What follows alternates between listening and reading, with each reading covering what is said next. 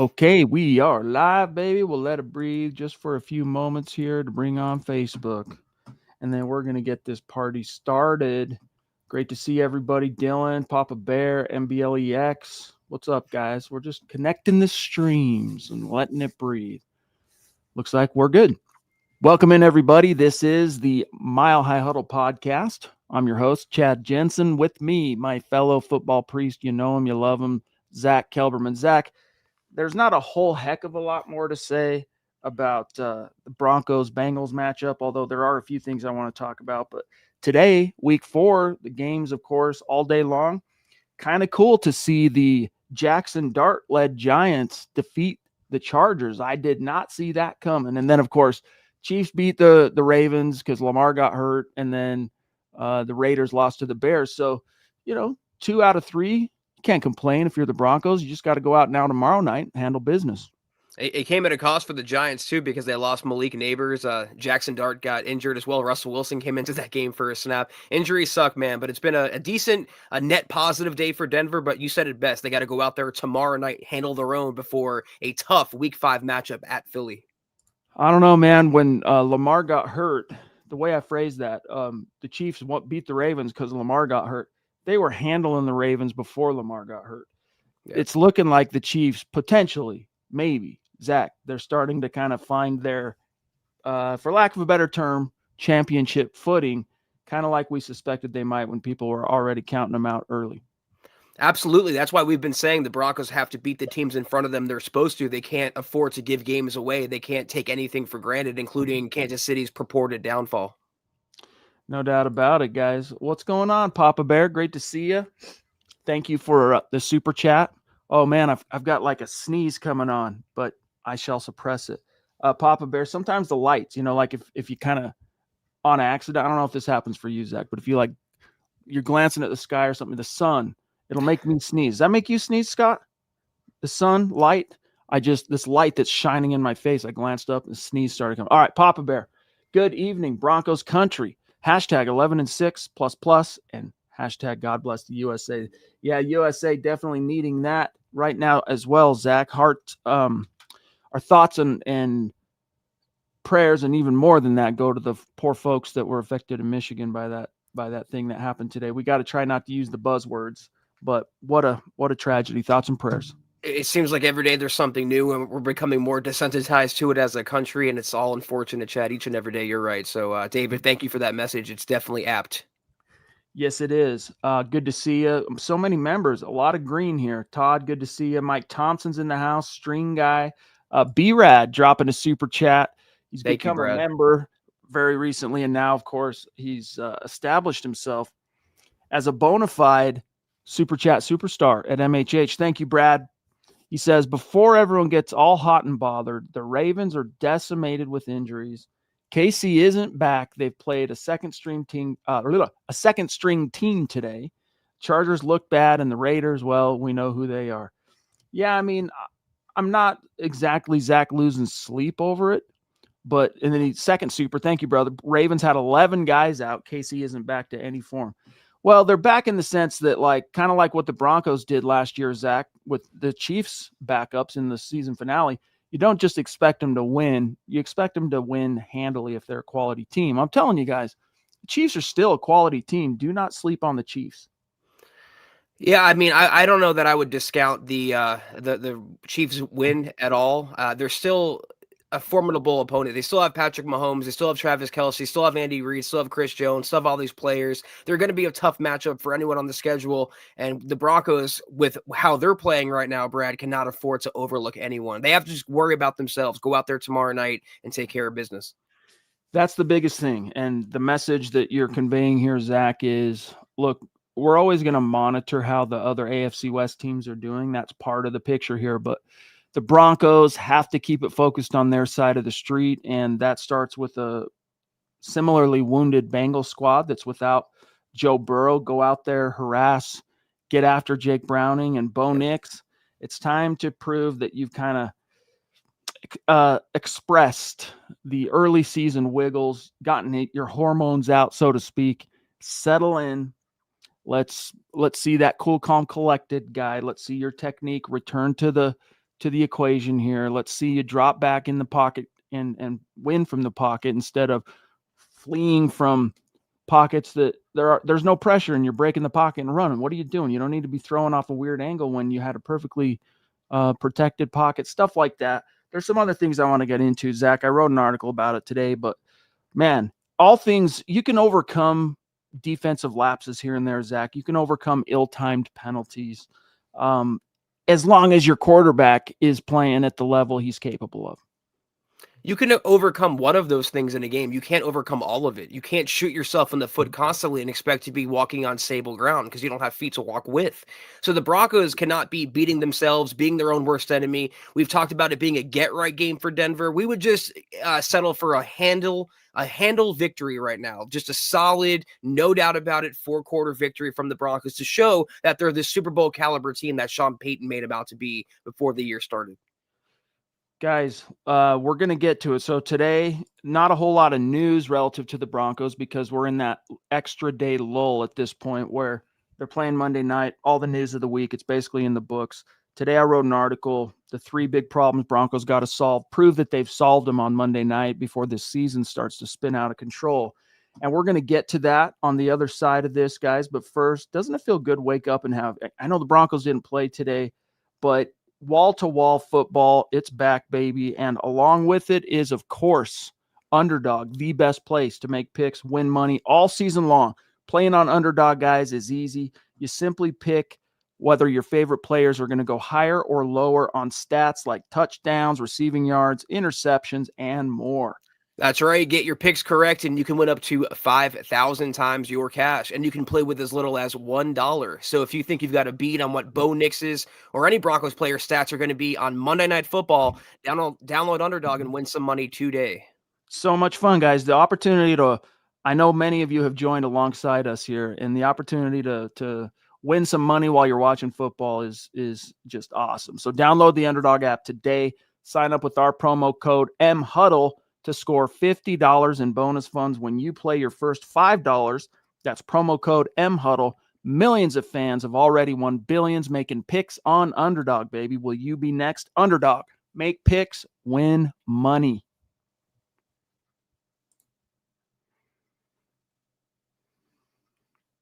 It's not playing. Be 18 plus, 19 plus in Alabama and Nebraska, 19 plus in Colorado for some games, 21 plus in Arizona, Massachusetts, and Virginia, and present in a state where Underdog Fantasy operates.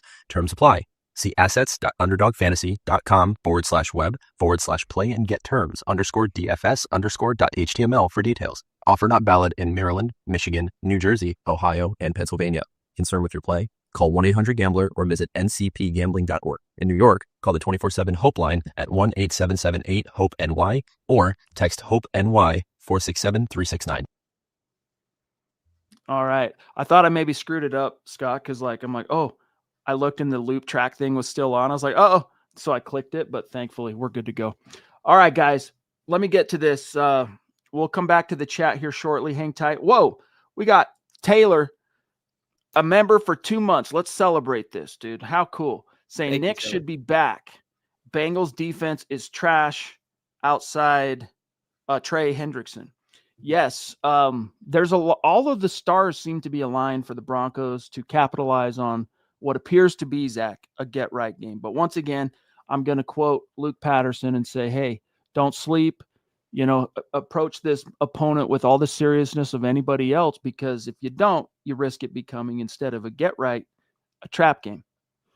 We all thought Taylor Bo Nix should have came out in week 1 and blew up on the Titans defense, and that didn't materialize. A lot of what should happen rarely does in the NFL. The game isn't played on paper, but you're right. The point you're making here, this is a very positive matchup for the Broncos at home, Monday Night Football, a weaker team, no Joe Burrow, coming off 2 straight bitter losses, bad taste in their mouth. They have to have a convincing victory, no doubt about it, tomorrow night. You know what? Instead of doing the head-to-head at the end of the show, let's do it right now. Let's do it now. We'll go through it after this super chat from B-Rad and get it on the front side of the show instead of the back end. Brad, thank you, dude. Another super chat tonight going off. The trifecta already, saying time will tell on this division. It's still anyone's, that's for sure. Unless somehow we lose tomorrow, which we better not do. Yeah, that's the thing, man. It's still early, Zach. It's still young. The season, things haven't gone great for the Broncos up to this point, but that's the big thing that Sean Payton has been talking about basically since he was on the podium in LA after the game. It's week 3. It's week 3. Let's relax, and we'll grab Phil. Yeah, I mean, really quick, the season's played in quarters, and the first quarter of the season's about to be over. A lot has happened. No one predicted the Ravens would be 1-3 right now, or some of these other teams would be undefeated. A lot of season left to go. I do agree with that. Tucson Phil, our dear friend, jumping in on Facebook with some support. Thank you, big dog. He says, good evening, Chad, Zach, and Deacon Scott. Always nice to see the Chargers and Raiders lose along with the Colts. Now, let's take care of the game in front of us and move on. Buckham, Broncos for life, MHH for life. Yeah, that was a good game. I watched that Colts-Rams game. It was a goodie. The Colts last minute, well, not last minute, but, 4 minutes or whatever less and under in the fourth quarter allowed basically a 80-something yard touchdown, whatever that was. Insane. Ronk, dude, great to see you, buddy. How you been? How was your weekend? Thank you for the support on Facebook. Also, of course, an active member on YouTube and a Super Chat superstar saying, good evening, Chad and Zach on the Mile High Huddle podcast. Go Bo Broncos. That's what I want to see this week, Zach. I'm ready for some Bo Broncos.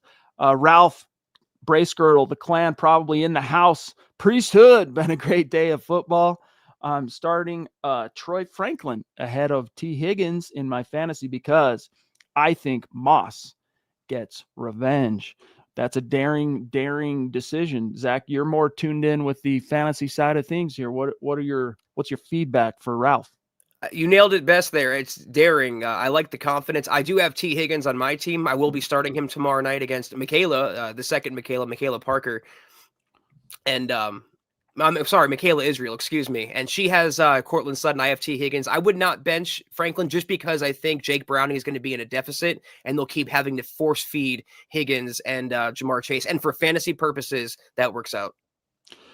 All right, guys, let's go through the head-to-head. We'll talk about the problems to fix kind of as we're going through this, all right?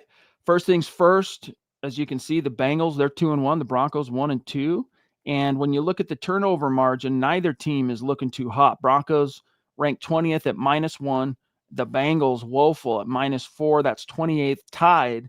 But time of possession, both these teams are struggling to stay on the field. And you're going to see as we scroll through and look at this offense that it has a lot to do with third down, which has a lot to do with early down. We'll talk about that. Look at all that red for the Bengals. Oh, my gosh, dude. That's bad. That's bad. They are dead last in yards per game, second to last in yards per play, 24th, which is also bottom 10 in points per game, dead last in rushing, 49 yards per game, Zach. 49 yards. Owie. It's still young, but the season, but still. Passing, they're 27th. They've been picked off 5 times. That's the dead last in the NFL. 3 lost fumbles, 8 total giveaways puts them dead last. The 10 sacks puts them at 26th. Meanwhile, the Broncos are 19th in yards, 18th in yards per play, averaging just under 23 points a game. They're 17th in that ranking. Rushing, they're a top 10 unit. 129 yards per game, ranks 8th. Love to Passing see that. net, though, 173. That ranks in the bottom 10. That's 25th. Intercepted 3, fumbles lost 2. That gives them 5 total giveaways through 3 games. That ranks 23rd. And then tied for second, though, Bo Nix still hard to sack. Then you look at third downs. If you scroll a little bit, Mr. Producer, third downs, the Broncos are actually way worse than the Bengals. Look at that, Zach.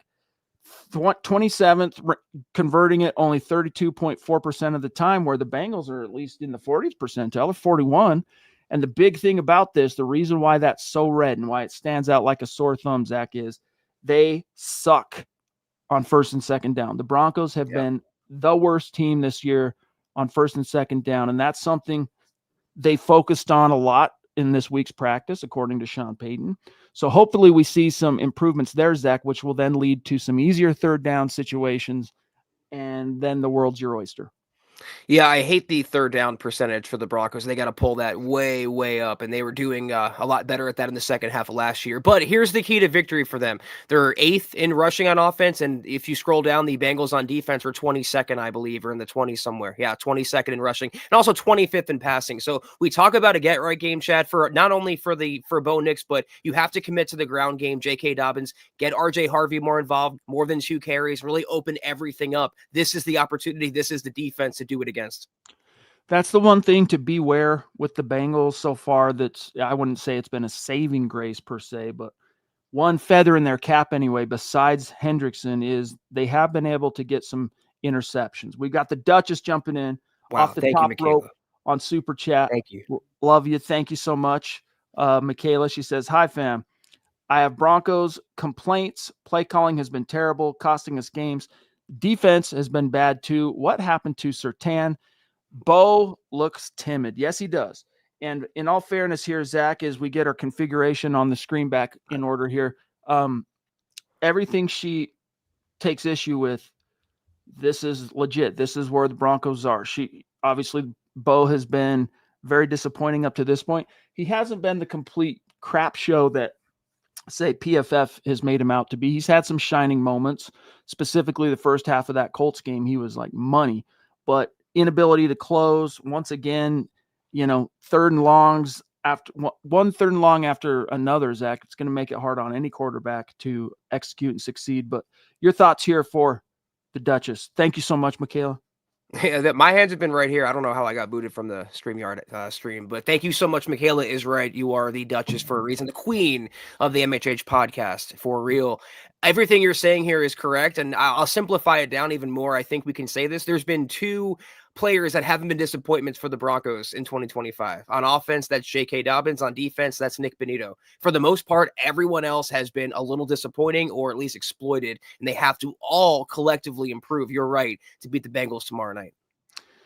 Yeah, Surtain's been for a reigning defensive player of the year. He's also been a disappointment. I mean, one of the big takeaways here from what we've discussed already, and this is something that was triggered for me by watching the early goings of the Titans and Texans game earlier, where Jeffrey Simmons said, well, the broadcast revealed that he went to all the key players on the team and said the best players have to play the best. Like, we have to, and that's kind of where the Broncos are at. Their best players have been too inconsistent, and that's got to change. Joe, I read that Marvin Mims may not play, but we're getting Evan Ingram back. My prediction for tomorrow's game is we'll get our first 100-yard rusher this year. I hope you're right on that last point there. But yeah, Mims is questionable. So yeah, he may not play. I doubt that he's out, though, to be honest with you. The only thing that's really concerning or questionable about it, Zach, is that he popped up after full participation on Thursday, full participation Friday, on the Saturday practice, which is a glorified walkthrough. He was limited with a hip. Yeah. And so out of the blue, he must have tweaked it somehow, but he had 2 more days basically to rest, all of today, most of tomorrow, then the game. I'd be shocked if he doesn't play. But if he doesn't, the biggest thing I worry about isn't on offense, honestly. Exactly. It's more on who's returning, et cetera, et cetera. But your thoughts, because Ingram is definitely back. No, 100%. You're right. Yeah, it's more of a loss for special teams with his return ability than what he's providing on offense right now. He's only being targeted 4 or 5 times a game. They're getting Cortland Sutton involved as a pass catcher, and that is about it. So you're right. They're getting Evan Ingram back, but are they going to use him? We don't know. It would be nice to have a 100-yard rusher for the first time since Latavius Murray, of all players. Yeah, so he's basically Mims. He's been targeted a total of 10 times. Through 3 games. So, up to this point, outside of the touchdown he caught in week 2, he's been almost imperceptible in terms of his impact. B-Rad with the 4th super chat, dude. When we get a lead, we have to keep our foot on the gas. Sean Payton can't get tight. No doubt about it. I mean, it really just starts with, honestly, so many of these problems will be solved, even the Bo Nix stuff and all the talk about his technique going out the window and fundamentals. So much of the problems offensively, Zach, get solved if they just figure out how to be productive on first and second down. And so I think the easiest way to increase the likelihood of that happening is really doubling down on the run game and not being so reliant on the screen game when it is 2nd and 7. They're seeing that from a mile away, the screen thing. And now all of a sudden you're in, because the screen got blown up or it went incomplete. Now you're in 3rd and long. And that once again puts Bo in the headlights, so to speak. And hey, he should be comfortable being in the headlights. He's purportedly a franchise quarterback, but when it's every single 3rd down, it starts to become a mountain that is insurmountable. And then we'll grab this very generous super chat from Lady D. The ladies of MHH showing out tonight. Yeah, it starts with finding your identity on offense, and that's the thing that Sean Payton admitted they don't still have, Chad. It's going into October now, and he goes, well, soon, I think, hopefully, we'll have it, and they have to forge that run-first identity because that's how they're going to succeed starting tomorrow night, hopefully. Lady D, love you so much. Thank you for Deanna. the generous super chat Thank and you. the support that you bring to MHH. And it's not just the hosts like Zach and I, but memberships for folks and all the great stuff that you do. So thank you. She says, evening all. We need to win tomorrow. Play all 4 quarters clean and precise. This is to get ready for the Eagles. We need this. Coaching needs to improve. Low penalties. Overall, we need this to be a win. MHH for life. Yeah, the Broncos, Zach, while I'm going to throw this in here in our answer for Lady D is, in my article, I already talked about one of the 3 problems, like lingering, like 4 alarm fires that have to be put out, early down woes. Second thing is the penalties. And it's not that the Broncos are like dead last in the NFL in penalties. They're not. They've been penalized 24 times, which is actually the 19th most in the NFL. It's not the worst. It's kind of middle of the pack. It's not the volume. It's the context of the penalties. And the 2 that come off the top of your head when you think about penalties that have killed the Broncos, these lapses in judgment or lapses in discipline, technique, whatever it may be, is the leverage call in week 2. And then Talanoa Hufanga suplexing a dude when the Broncos really needed to get the Chargers off the field. Last week, they ended up driving down on that possession and tying the game. So just what's being coached here? How are these team leaders and guys like that being the culprits in situations that are really hurting the team? And if they can get a handle on that, early down woes, penalties, that's going to lead to the 3rd thing that will be improved just by default, which is Bo Nix and whatever's eating him, kind of like Gilbert Grape. Yeah, well said. The Broncos are averaging 8.0 yards per penalties per game right now. They're averaging a little over 5 yards per pass. Those numbers have to be flipped for the Broncos to have success, especially when you have Bo Nix as your quarterback. And thank you, Deanna, for gifting those memberships, as you do almost every podcast. You are incredible. They need to play better, need to coach better. Sean Payton needs to not coach tight, as you said there, but he also needs to be aggressive when it's warranted, Chad. 4th and 1, you have to go for it. You have to show faith in your offense that you can convert and not lean on the defense and play not to lose, coach not to lose. You're going to end up losing more games than you're going to end up winning, and that's what happened the last couple of weeks. No doubt. No doubt about it. And look, guys, finishing up our conversation here. It's okay. Here, it's okay. We'll go like this. Let's see what this does. Let's see what this. There we go. And then we'll finish up the head-to-head real quick. So we're on defense, and I mean the Broncos. They've been good, just not great. They haven't been top 5. I mean, look, in their yardage given up, they're middle of the pack. Points, middle of the pack. Rushing, passing, middle of the pack, low end, middle of the pack. And then there's the one thing that they've been good at so far, though, Zach, and this has been us saving grace. It's kept them in these games that they have unfortunately lost the 2 in a row. But the takeaways and the sacks, they're tied for first. 12 sacks ties them for the first, the most in the NFL. And then also they've been really good when opponents do manage to penetrate the red zone. They've been really good at keeping them out. 3rd down, I would say they haven't been great, but they've been pretty good on 3rd down. Meanwhile, you look at the Bengals, Zach, 3rd down percentage, they're allowing conversions on basically 5, almost half the time they're allowing conversions. And then red zone, 6 out of 10 possessions get a touchdown. So this is an opportunity, again, for the get right. I kind of cringe to say that just because the offense has been that janky up to this point, but this is their opportunity to get back on the horse, pun intended.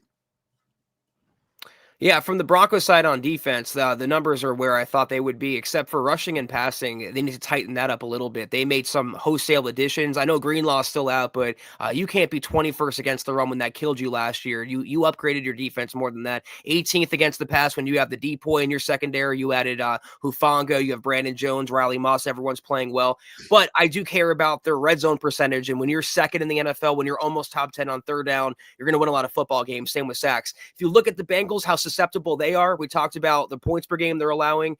Look at how bad on third downs, 28th. How bad in the red zone, 21st. The Broncos are also struggling there on offense. So this is why we say it's a get-right game. And Chad, if they can't get right with this opponent, with what's in front of them, we have to question whether they even deserve to make the postseason in the first place. This is a good point from Scott. He says, ranking 18th against the pass. That's the Broncos I'm talking about here defensively. And meanwhile, leading the NFL in sacks. So you think about all these studs this team has in the secondary. Zach just mentioned all of them. And they're getting the sacks. And yet, I mean, on one hand, I'm trying to rationalize this, Zach, and make it make sense. I go, well, Daniel Jones had been playing a very inspired level of football. I mean, he was in the zone that day against the Broncos. And when a quarterback's feeling it like that, it's hard to win. And so was Justin Herbert, for what it's worth. So the Broncos went into the teeth of two just in-the-zone quarterbacks. The chickens somewhat came home to roost today, finally, for Daniel Jones. Somewhat 2 interceptions, and the last one was brutal, and it killed their comeback hopes. But we look at the special teams here, getting back to the head-to-head, and then we'll dive back into the chat.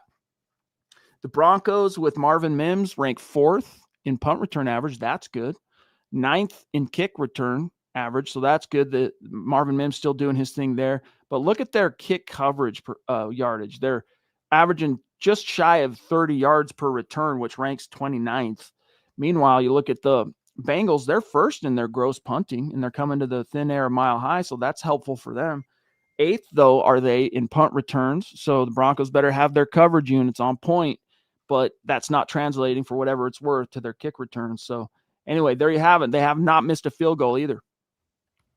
I see Daryl in the chat is pushing back against the Riley Moss comment. And if you watch him, he is playing good football. He had a big pass breakup last week. He has sticky coverage on almost every single down. He does get beat. He does get flagged. It happens to almost every corner in the NFL. He's being targeted at one of the highest rates in the NFL because he plays opposite of PS2. But he is, if you look at him objectively, closer to star than he is bust. On specials, you've agreed with me, Chad. We're not the biggest Darren Rizzi fans yet. So far, we haven't seen a wholesale improvement. Though the one saving grace, as you said there, it's been Marvin Mims. I am a vociferous defender of Riley Moss, especially up to this point. And when you're playing opposite Surtain, you're going to, as Sean Payton says, get a lot of business. Yeah. I'm telling you guys, you won't fully appreciate the presence that is Moss until the absence, till he gets hurt. And just like last year, you'll be like, man, when could we get Riley back? Holy smokes. Again, even look at that pass that he relinquished in the end zone that tied the game last week against the Chargers, Zach.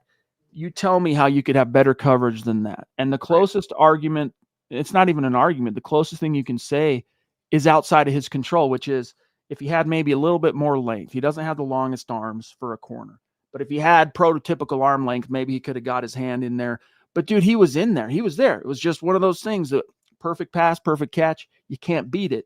Riley Moss is very deserving of being the number 2 corner on this defense. And I'm telling you guys, we don't want to chance. You don't want to see what it looks like with Jahdae Barron or I like Chris Abrams-Drain. Don't get me wrong. I like those guys, but neither of them at this stage in their career can bring the complete package that Moss does in coverage and run support. Dutch is jumping in again. Michaela Parker, we love you. Thank you. Excited to see you. Excited to see Deanna and so many other great members of the community in just a few weeks' time at the meet and greet, October 19th. It's getting close. Michaela says on her second very generous super chat of the night, I think Sean Payton needs to relinquish play calling. I don't think he's an offensive guru. Play calling is a number one issue, or the number one issue. I don't know about the relinquished play calling thing. It's a common thing people have said though, Zach, since the Colts game. People have been saying it. What do you say for Michaela?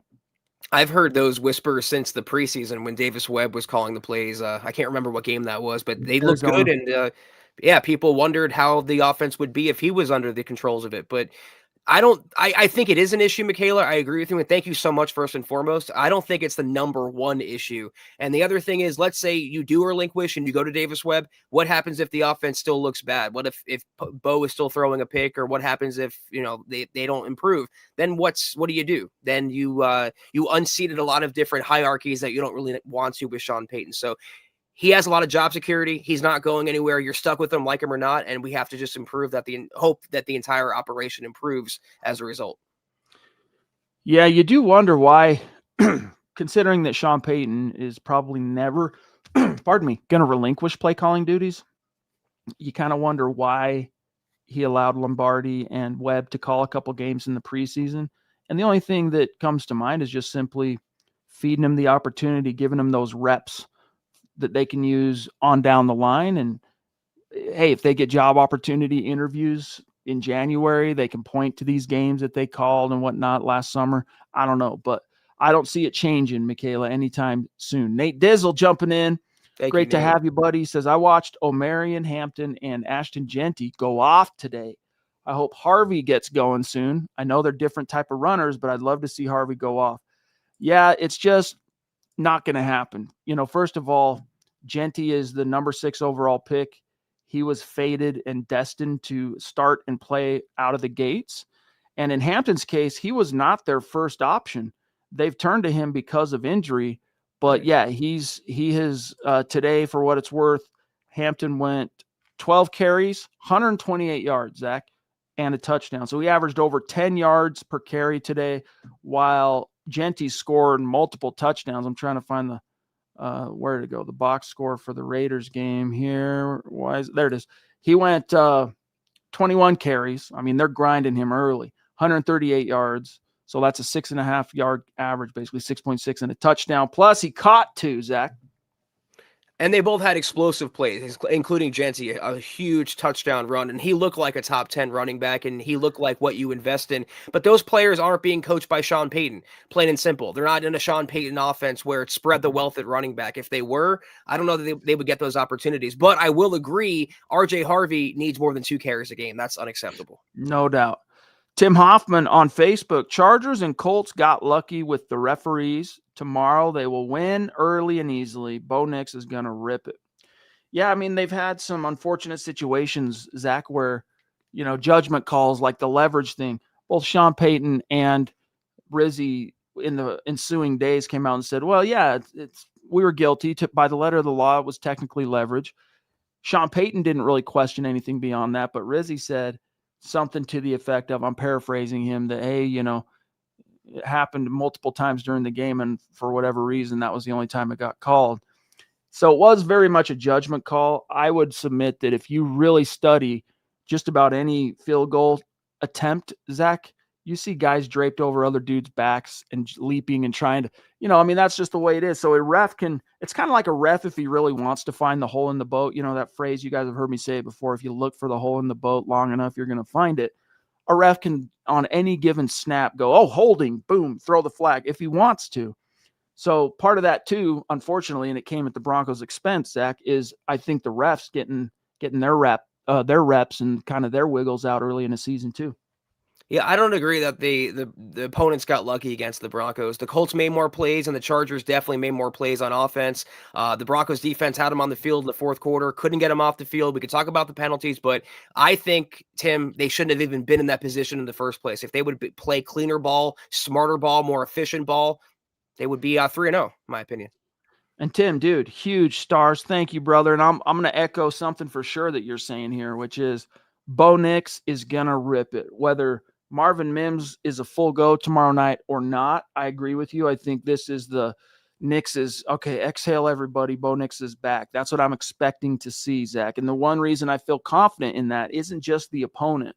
It's this, to me, slightly comforting thing of the Broncos realizing, okay, we've been really bad on early downs. We got to get that nut cracked during practice this week. We got to figure out whether it's our play calling, our rhythm, our blocking, whatever aspects of our execution are wanting, we got to get to the bottom of that right now.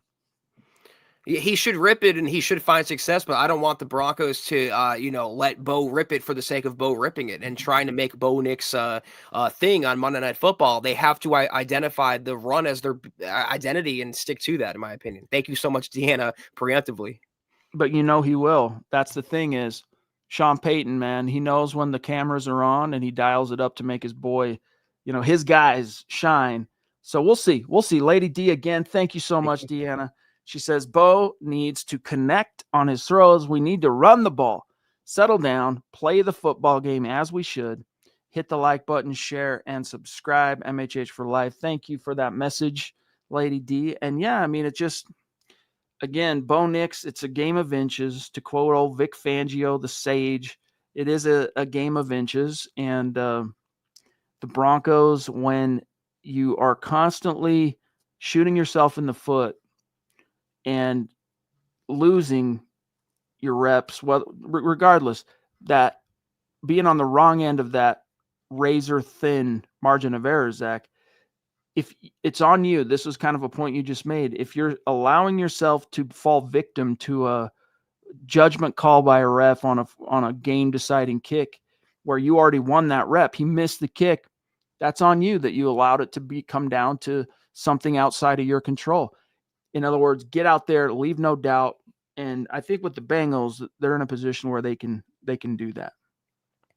Exactly. It's why I always hate blaming the officiating crew, unless it's like a Des caught it thing. If it's especially egregious, that's one thing. But for the most part, you shouldn't even be in a position where the referees are a part of the outcome of the game.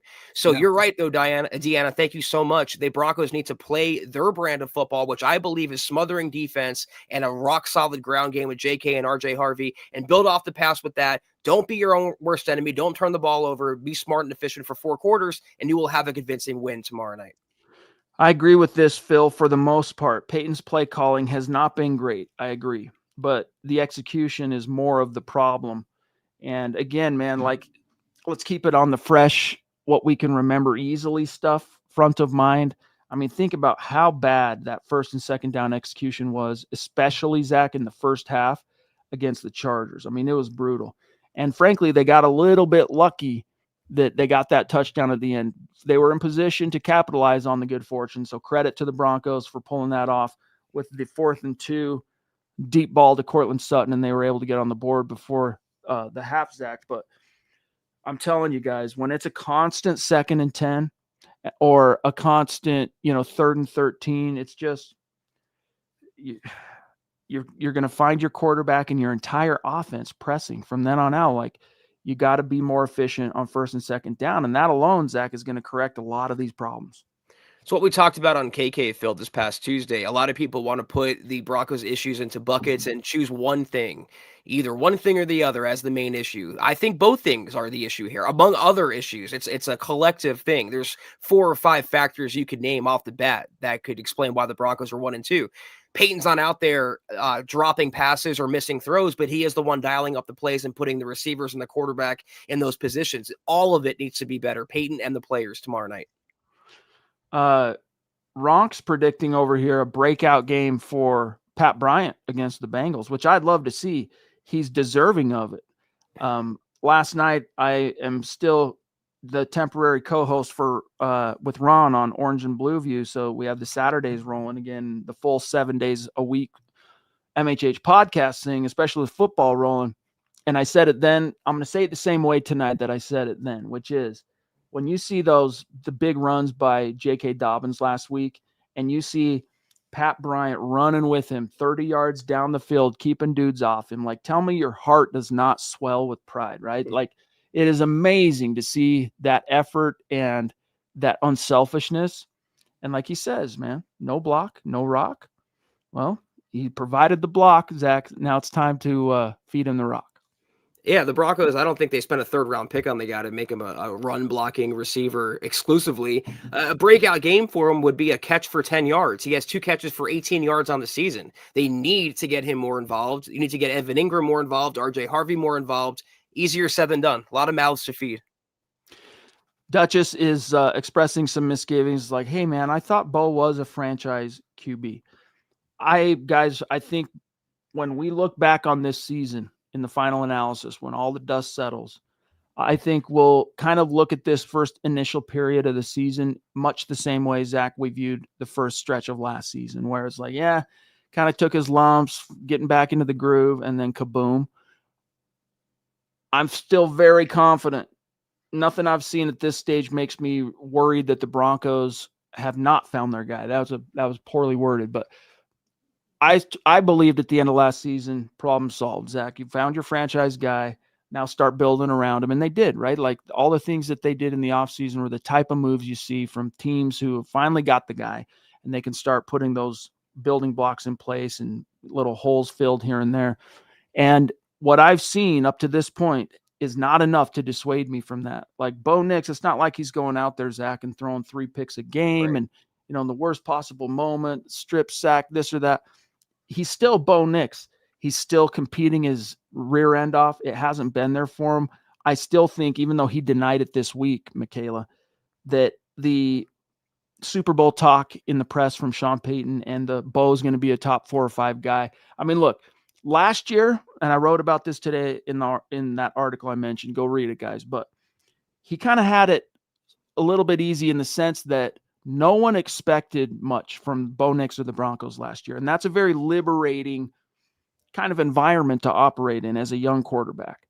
But then you go out and you exceed expectations. You win 10 games, Zach, and you lead a team to the playoffs for the first time in almost a decade that it's been. And now all of a sudden people have expectations. So that in and of itself would have been a lot more pressure on Bo Nix's shoulders to handle as this season got out and rolling regardless. Then you add to that Sean Payton, Super Bowl, top 4 or 5 guy. And even though Bo Nix, again, dismissed it earlier this week, I don't believe in coincidences. I'm not a psychologist, okay? I don't have a degree, etc. in psychology. But, Zach, I'm telling you, that is something. Whatever's been going on with Bo Nix is a between-the-ears thing. And what else can you point to but that? So I think it's just been the mountain of expectation that kind of went supernova. And this 1-2 start, if nothing else, Zach, last thing, and I'm serving it back to you. The silver lining is it's kind of taking the air out of that a little bit. And I think you'll start seeing Bo Nix kind of come back to himself starting tomorrow night. Yeah, that's a good point. I mean, if the expectations and the pressure is a little less, then it allows him to play a little looser and hopefully not as tight. But Michaela, I'm not going to tell you how to feel. You have the right to your own opinion, obviously. But the Broncos are not 1-2 directly because of Bo Nix.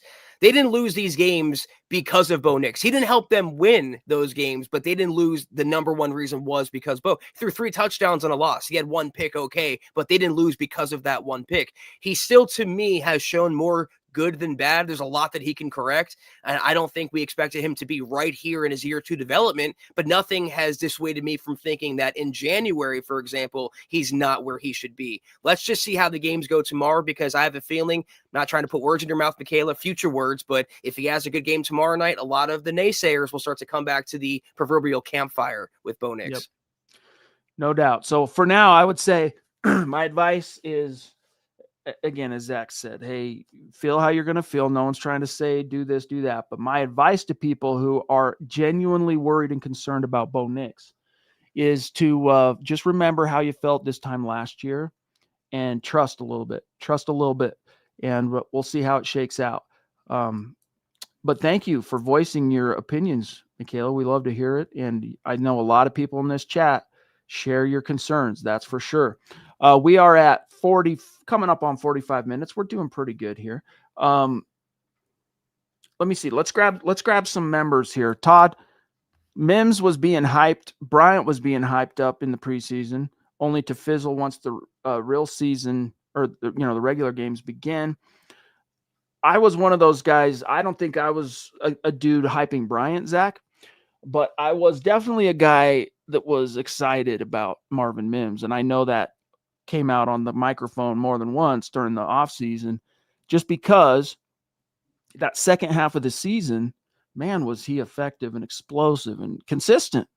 I mean, even that Bengals game, they're going up against the Bengals tomorrow night. You hope he's available because He had 8 catches, 100 and something yards, and a couple of touchdowns.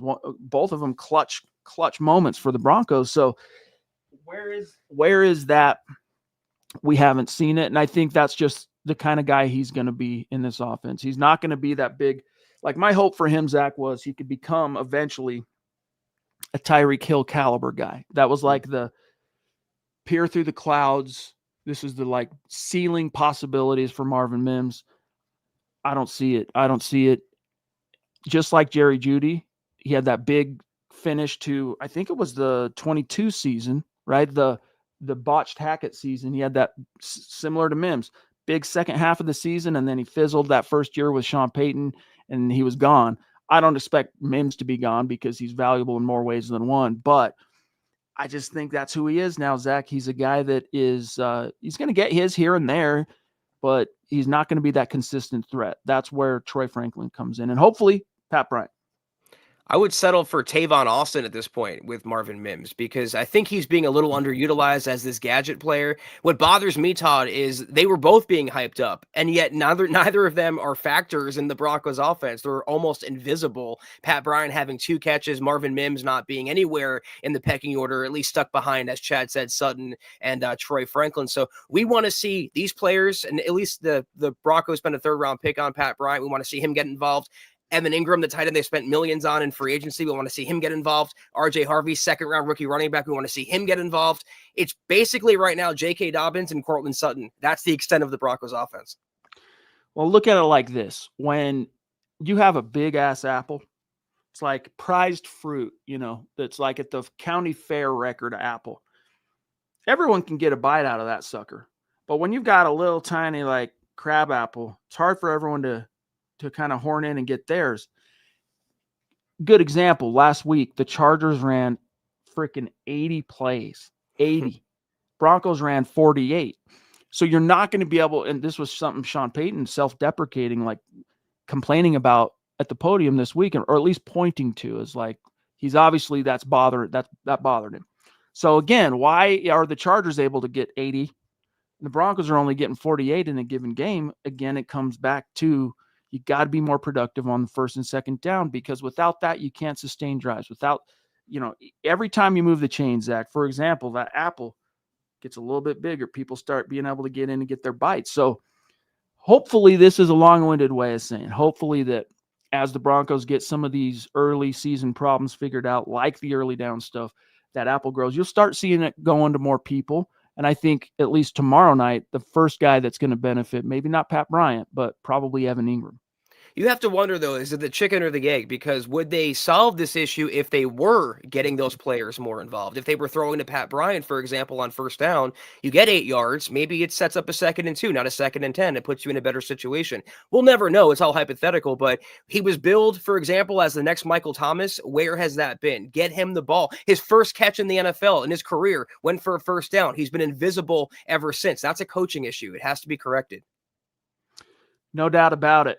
And if Mims is unable to go, he will be that guy getting more snaps. I mean, last week, off the top of my head, I think he played in the 20% range of the offensive snaps, which if you're playing 20% of the small apple snaps, that's not much.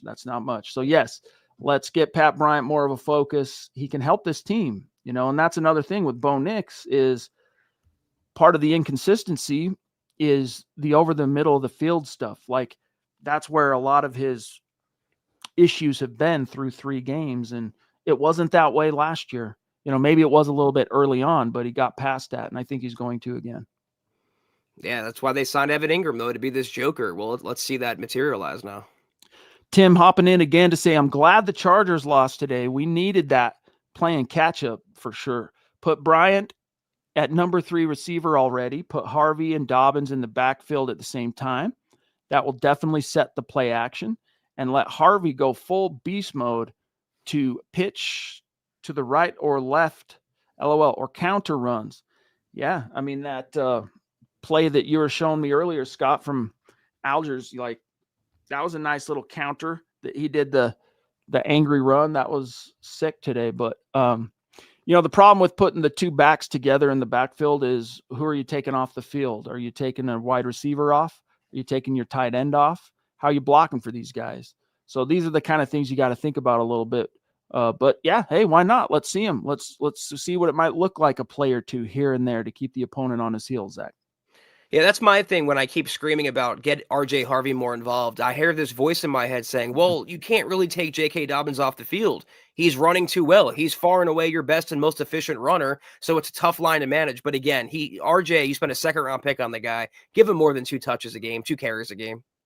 But, dude, Tim, thanks for sounding off, dude. We always appreciate the support and contributing to the conversation, man. That's what this podcast is all about. Conga, a dear member, says the Chargers only ran 56 plays versus the mighty Giants today. Yeah, man, the Giants, credit to them. They had a good game plan, and it's still just bugging me. It's really bugging me that the Broncos under Sean Payton have yet to defeat the Harbaugh-led Chargers. So hopefully they can snap that streak at home in front of the Mile High Faithful later this season. I will say the Giants have a decent defense and a really good front seven. They played better today than we expected. That's all. Yeah, good to hear from you though, Conga. All right, guys, we have some string guy jumping in. Roger saying, good point, Zach. It seems to me like a timing issue that hopefully works out between Nix and Marvin Mims. Yeah, I just hope they can even just get him the ball in space at all, string guy. Like, even like I mentioned, Tavon Austin, little push passes, shovel passes, screens. He has so much speed and game-breaking ability, not just as a pass catcher, but just they have to get him more involved, not just a part-time player. Todd wants to know, a member here again, saying, is RJ Harvey like just an early round version of McLaughlin to Peyton? I wonder. Just 5 to 10 plays a game, is it? Well, it's not so much that. Peyton said earlier this week in a very revealing comment that Dobbins and Harvey are going to carry the quote-unquote boatload for us, with Tyler Bidet helping on third down. He did not include Jaleel McLaughlin. What this all comes back to here, Zach, and people hate it because in Bronco country, we're used to that grinded out 1,000-yard rusher, the workhorse, the featured back guy through all those years of Shanahan and even beyond. Even like Noshawn Moreno, 2013, getting over 1,000, and C.J. Anderson having his one, Philip Lindsay, those different times, but that's just not how Sean Payton rolls, man. Sean Payton has always been a committee guy. Now, sometimes he's had better committee setups that are more dialed in and experienced with him and more talented and whatnot than at other times. But in this situation, both of his two Zach boatload guys, the two guys that are going to be carrying the load for the Broncos moving forward, are both newcomers. This is both their first year in the Payton scheme. So it's going to take him some time figuring that thing out, the rotation. But he's already said that RJ Harvey is going to be seeing more touches moving forward. Yeah, and again, you can't really upset the apple cart too much with how well J.K. Dobbins is running and the violent plays and touchdowns actually he's creating. He would have been a 100-yard rusher if the Broncos would have stuck to the run. But also, DV8, Dylan makes a good point in the chat. He goes, the coaching staff is kind of weird about playing rookies, and that is 100% true too. It's why they list them at 4th or 5th string on the depth charts every summer. Peyton has this weird fixation with making rookie players and younger players earn every single snap, every single climb up the totem pole. And that's why you see Dobbins just, I think, monopolizing that backfield right now, despite what Peyton's saying. As time marches on, it will improve. But, the Broncos haven't been, outside of that Tennessee game, they've just not been in games where Sean Payton's felt real comfortable. And he might not have even felt all that comfortable, Zach, in the Tennessee game. But I think to see Harvey get his bites at the apple, to use that metaphor for the last time tonight, you need to see the Broncos kind of rolling a little bit. And when that happens, man, he can provide some serious daggers for this team.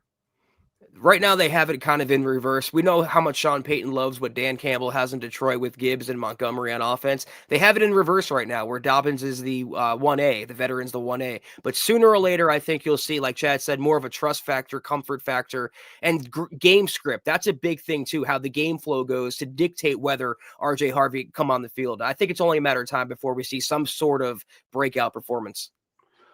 So while we're talking here, the Packers are out to a 13-2 lead over the Cowboys because Super Bowl 50 legend Brandon McManus had a PAT blocked and returned, giving the Cowboys 2 points. So there's another update on a Bronco alum. Oof. Don't miss him. All right, guys. One or two more, and then we'll get to some messages. What time are we at? 54. Conga again saying Dobbins is a good back until he gets injured. But how awful is Pat Bryant if he can't beat out any of the wide receivers? Again, it's not about that. You'll see in the fullness of time, you'll see that.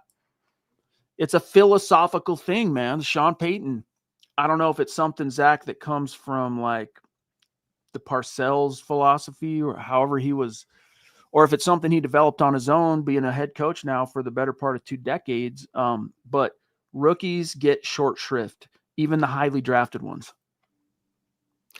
But this is the problem with setting unfair expectations for the fan base, calling him the next Michael Thomas or talking about him in those ways, only for him not to get the football. Same as calling Bo Nix a potential top 5 quarterback or the Broncos a Super Bowl caliber team. Then they come out and play like that. That's on Sean Payton. And he can correct that by getting Pat Bryant more involved now. No doubt about it.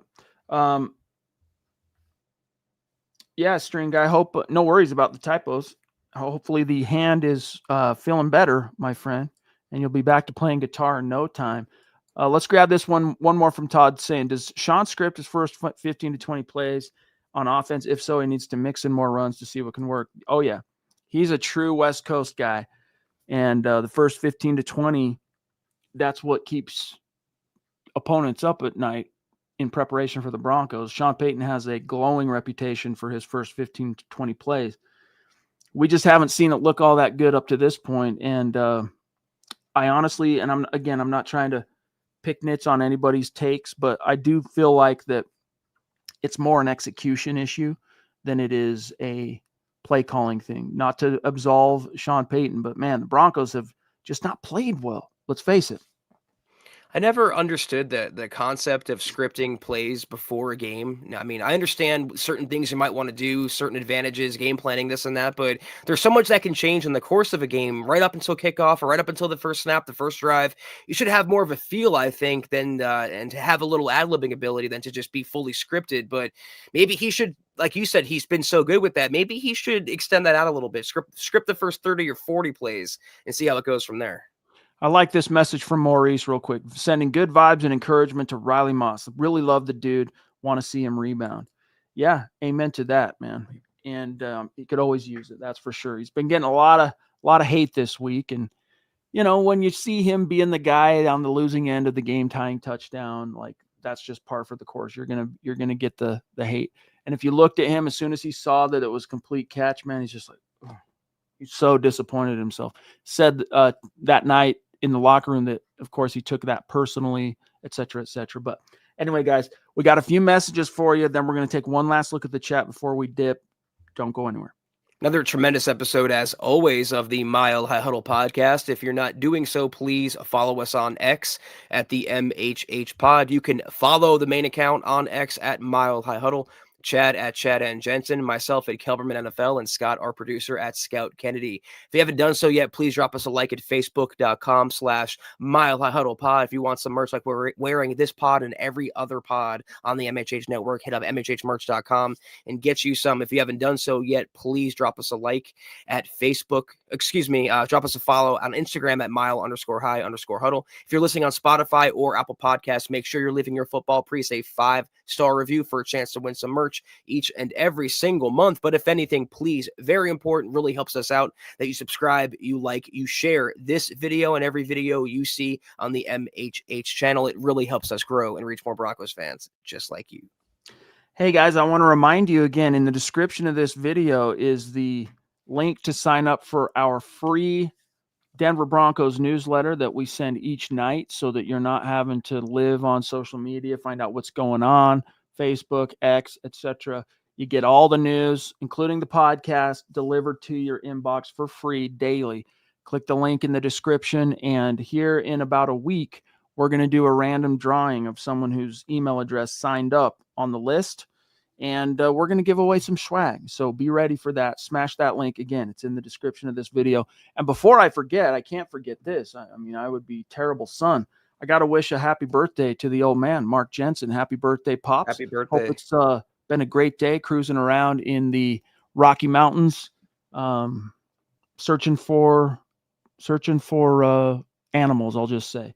But happy birthday, Pops. Hope it's been a good one. And then also a mile-high salute to the great Super Chat Superstars, supporters, members, helping us keep the lights on tonight. And as always, we've got to lead with the awesome ladies of MHH, like Michaela, like Deanna. Thank you, Michaela. Thank you, Deanna. Love you guys. Thank you so much.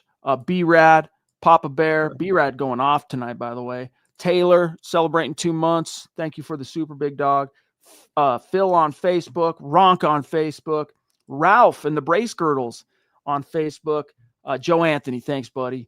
Great to have you and appreciate the support. Lady D, of course, also dropping gift memberships to folks. Nate Dizzle, Tim Hoffman.